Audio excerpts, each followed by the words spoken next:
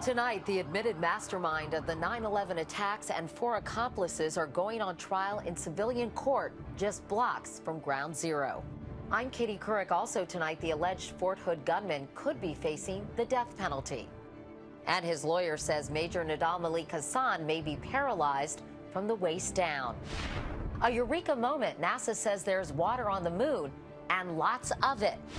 Here we go, Marin! And on the waterfront, a triumph of the American spirit. This is the CBS Evening News with Katie Couric. And good evening, everyone. A new administration, a new and different plan for bringing alleged terrorists to justice. Attorney General Eric Holder announced today the man who admits he planned the 9/11 attacks that killed nearly 3,000 people, Khalid Sheikh Mohammed, will be tried not by the military, but by a federal civilian court. And the government will almost certainly seek the death penalty. President Obama, traveling in Asia today, said Mohammed will be subjected to the most exacting demands of justice. Bob Orr tells us Mohammed will be tried along with 4 accomplices here in New York City, not far from where the World Trade Center stood until September 11th, 2001. 8 years after the most devastating terror attack on American soil, the accused architects of 9/11 will be transferred from military custody at Guantanamo Bay, where they've been held for years, to a federal lockup in New York and tried in a civilian courthouse just blocks from Ground Zero. I fully expect to direct prosecutors to seek the death penalty against each of the alleged 9/11 conspirators. Khalid Sheikh Mohammed, the self-proclaimed mastermind of 9/11, is the headline defendant. But the others are also major al-Qaeda players. Walid bin Attash, known as Khalad, is accused of running terror camps.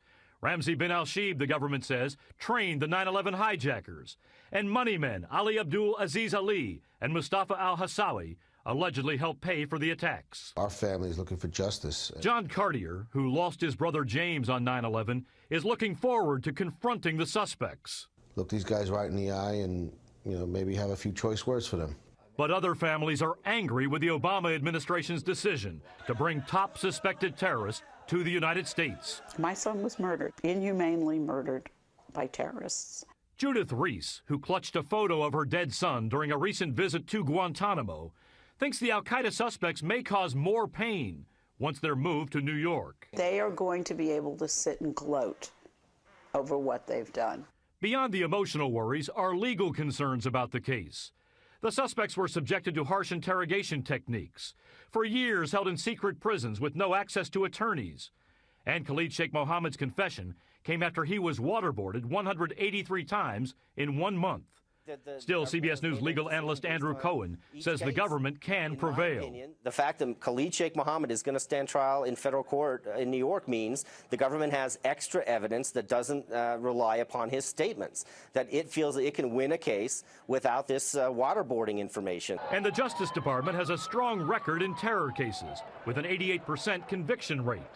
The blind Sheikh Abdul Rahman and World Trade Center bomber Ramzi Youssef, for example, were both convicted in New York. Some critics, though, worry another high-profile terror trial will make New York even more of a target for radicals. But Attorney General Holder says security forces will be ready. And I am quite confident that they can meet the security challenges posed by this case. It will be several months before any trial can begin. In fact, the prisoners won't be transferred to New York until sometime after the first of the year. And not all top al-Qaeda prisoners will be moved to civilian courts. Attorney General Holder also said today the accused mastermind of the USS Cole bombing and 4 others will face military trials. And still other top terror suspects at Gitmo remain in some kind of legal limbo. Katie? And Bob, if all the 9/11 suspects have already admitted their guilt, why a trial? Well, they have essentially confessed, many of them, in a number of forums. When I was at the military tribunal at Guantanamo Bay, Khalid Sheikh Mohammed, for example, stood up many times and pleaded guilty to a number of terror atrocities, said he wanted to die, wanted to be a martyr, and said his co-conspirators would also plead guilty. But the government still needs to prove the case, or at least get guilty verdicts, and Attorney General Holder says he thinks that can happen. And Bob, this is a major step, I know, towards President Obama's promise of shutting Guantanamo down. So what happens next?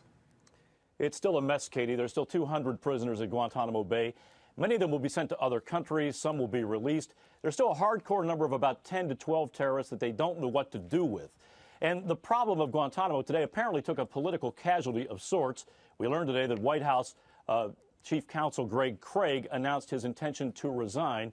Craig was in charge of designing the shutdown Guantanamo policy, and now we know that's badly behind schedule. In fact, Eric Holder said again today they will not make the January 22nd deadline. Katie? All right, Bob Orr reporting from Washington tonight. Thanks very much. Like the 9/11 plotters, the Army officer arrested in the Fort Hood massacre could also face the death penalty. But right now, Major Nidal Malik Hassan, wounded by police who ended the rampage, is facing extremely serious medical problems. Here's our chief investigative correspondent, Armin Katayan.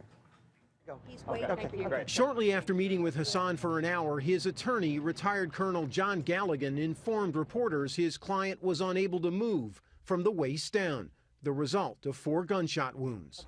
I'm being told it's a condition that's unlikely to change. In other words, he will remain, as he is now, paralyzed. This morning on the early show, Galligan said Hassan appeared coherent, but remains in bad shape. He understands who I am. We can talk. He knows what time it is. But I could tell at the end of that 1-hour session, I was kind of pushing the limits in terms of my ability to keep him fresh and alert in a discussion with me. If Hassan, who remains heavily sedated, is judged competent to stand trial, it will be in a military courtroom.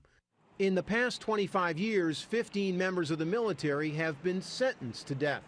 If convicted, Hassan could face the death penalty by lethal injection. It's extremely rare for military personnel to receive a death sentence. Our military justice system is definitely not bloodthirsty. Even though 15 have been sentenced to death, the last time the military actually executed one of its own was back in 1961. Katie. Armin Katayan. Armin, thank you.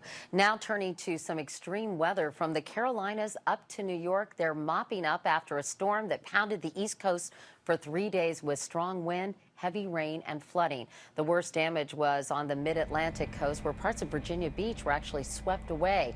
At least 7 deaths are blamed on the storm, and the Coast Guard today called off the search for 3 missing fishermen whose boat sank 2 days ago in rough seas off New Jersey.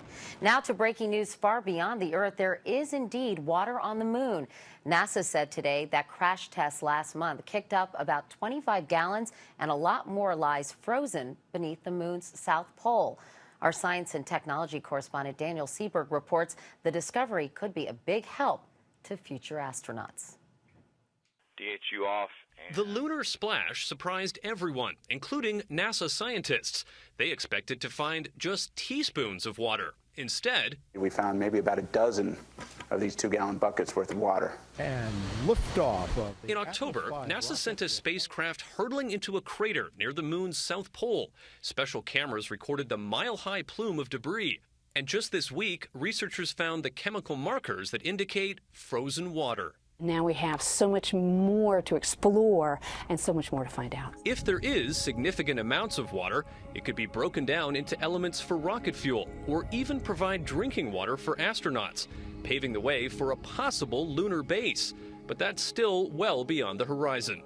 It's one thing to know ice exists on the moon. It's another thing to be able to get it out of the ground in quantities that are usable. Still, it's a giant leap from the supposedly dusty, dry moon Neil Armstrong and Buzz Aldrin visited 40 years ago. This is not your father's moon. Rather than a dead and unchanging world, it could in fact be a very dynamic and interesting one. A moon that we may now all look at just a little differently. Daniel Seberg, CBS News, New York. Now to the continuing debate over health care reform in this country. Senate Democrats are expected to bring their long-awaited bill to the floor next week. And just as in the House, which passed its version last week, the Senate is divided over the issue of abortion. Nancy Cordes explains.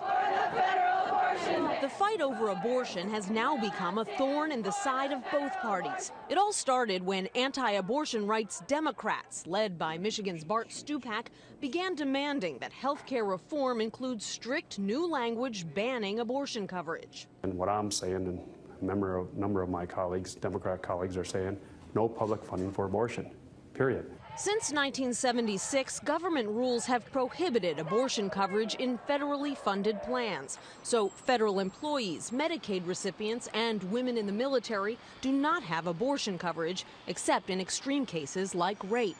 But the health care reform bill creates an unprecedented scenario, with millions of low-income Americans getting some federal assistance to help them buy insurance. Stupak's amendment bars any woman who gets even $1 of that federal funding from buying a plan that contains abortion coverage. I remember the days of back alley abortions, and this amendment takes us one step back to those dark days. The amendment passed with the support of 64 Democrats and all but one Republican. Now, the traditionally pro-abortion rights Democratic Party is at a crossroads. And this is an internal fight, a civil war within the Democratic Party. That war spilled over into the GOP Thursday, when Politico revealed that even the Republican National Committee provides coverage for elective abortions in its health care plan. RNC Chairman Michael Steele swiftly axed the policy, saying, quote, "Money from our loyal donors should not be used for this purpose."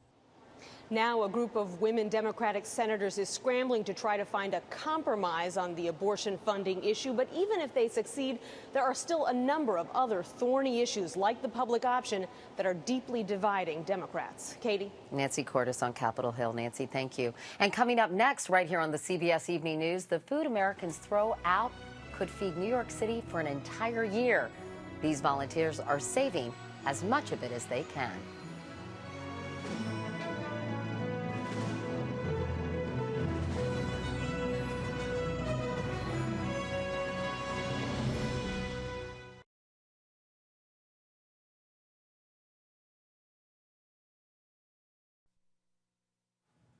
World hunger is only getting worse, and the United Nations hopes to focus attention on it this weekend at a summit in Rome.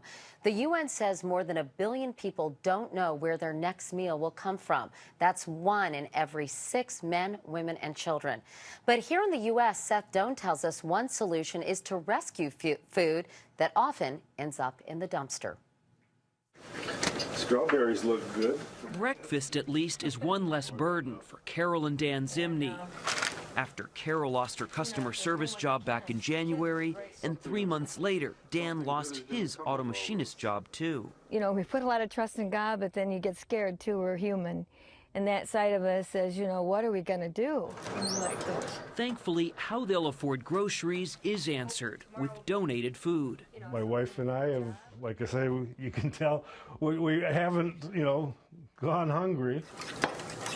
But the preparation behind Carol and Dan's meal was a lot more involved than you might think. In fact, it all would have been trash just one day before. If not for Forgotten Harvest. Anybody with donations, please bring them to the back. A nonprofit group that crisscrosses Detroit in 21 refrigerated trucks. They're on a daily mission to rescue some of the food that'd otherwise be thrown out by grocery stores, restaurants, and even stadiums. They say the average grocery store can toss out as much as 1,200 pounds of food a day. It's all about just in time rescuing this food because it's all highly perishable. It has to be rescued today and distributed today. Susan Goodell runs the operation, which salvaged more than 12 million meals last year. The food is perfectly good, it's highly nutritious, but for one reason or another, it's just not saleable. You got it, Steve?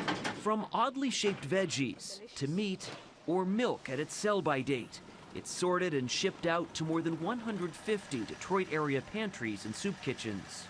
It's a staggering number. More than 96 billion pounds of food goes to waste every year in the United States. That's more than 1/4 of all food available in this country. If just 10% of that wasted food could be recovered, it'd feed everyone in New York City 3 meals a day for an entire year. Is 1, 1, and 1? On this day, some of what's rescued winds up at Open Door Ministry, where Carol and Dan Zimney volunteer. When it's reversed, when you're the one that needs the handout, it's a little harder. While the work doesn't pay, it does put food on the table. It's very healthy food, it's good food, and it's things that we wouldn't have money to buy. Thank you, Lord, for this. From what would have been waste comes a recipe for relief. Seth Doan, CBS News, Detroit.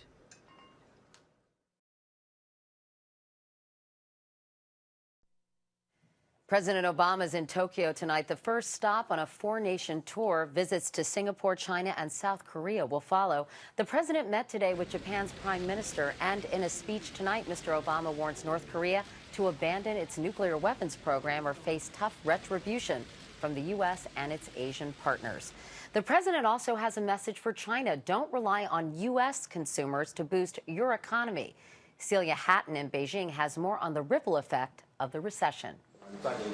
It's been a hectic year for Edward Kang. The head of one of China's biggest textile manufacturers relied on American customers like Eddie Bauer and The Gap to fuel his $70 million business.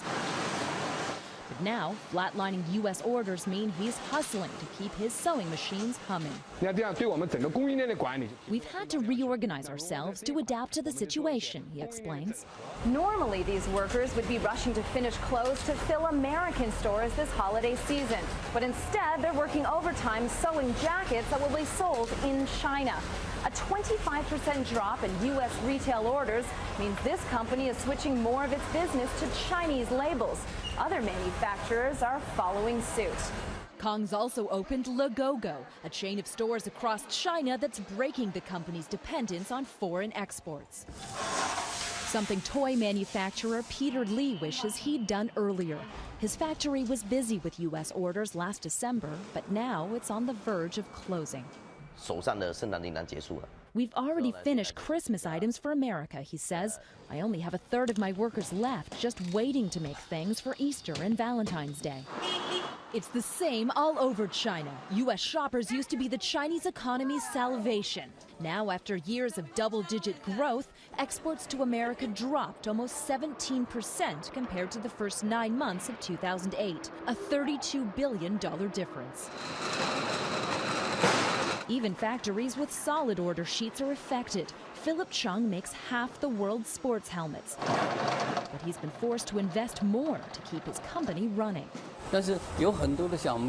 Lots of our suppliers have closed, he explains. We have to hire more workers and get more materials to cover for them. And how will these changes impact American Christmas shoppers this season? China's any indication, the malls won't stock more than the basics, and store buyers are only ordering the bare minimum. The quantities that we saw a year ago or 2 years ago or 3 years ago are not there. I would guess they're half. So Chinese factories continue to adapt or close down while they wait to see if, come Christmas time, Americans will reopen their wallets. Celia Hatton, CBS News, Beijing. Back in this country, the couple behind the balloon hoax in Colorado pleaded guilty today. Richard Heaney to felony charges and his wife Mayumi to a misdemeanor. Prosecutors want them to do at least some jail time for telling authorities their 6-year-old son was on board a runaway balloon when they knew he was safe at home.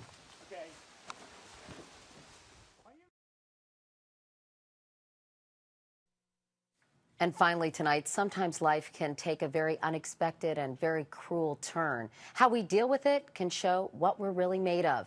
John Blackstone has the story of a 55-year-old woman who's showing the world she has the American spirit. She's coming. Training starts early at the Marin Rowing Club, where competitive crews arrive well before dawn. But to one rower, the morning darkness makes no difference. Ariel Gilbert is blind. I don't want to be in a boat just because they think, oh, well, let's feel sorry for the blind lady. No, I want to earn my spot in the boat because I earned it. To earn her spot, she's on the dock by 5:30 in the morning at least 3 days a week. Her guide dog Splash is never far away. But on the boat, where every oar has to move in unison, Ariel has to make it work without her eyes. When I'm rowing, I'm listening to the oars turning in the oar locks, and I'm feeling the swing of the boat. But before she reached these calm waters, Ariel's life was stormy, marked by anger and depression.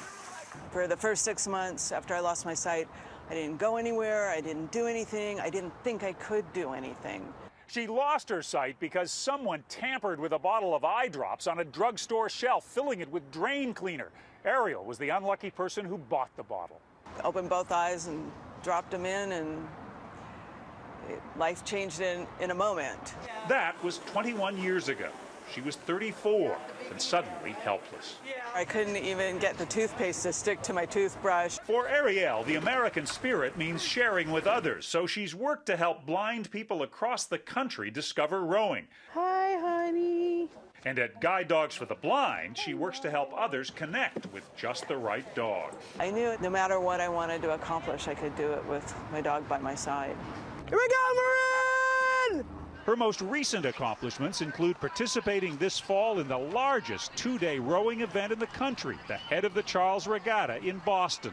Ariel's coach, Deirdre McLaughlin, says Ariel brings more than muscle to the boat. The key, I think, between a winning crew and not is that mental strength. And with that mental strength, Ariel has found ways to brighten the darkness for herself and for others. John Blackstone, CBS News, Larkspur, California. What a great story. And if you know someone who embodies the American spirit, please go to cbsnews.com and let us know. And that is the CBS Evening News. I'm Katie Couric in New York. Thank you for watching this week. I'll see you again on Monday. Until then, good night, and on this Friday the 13th, good luck.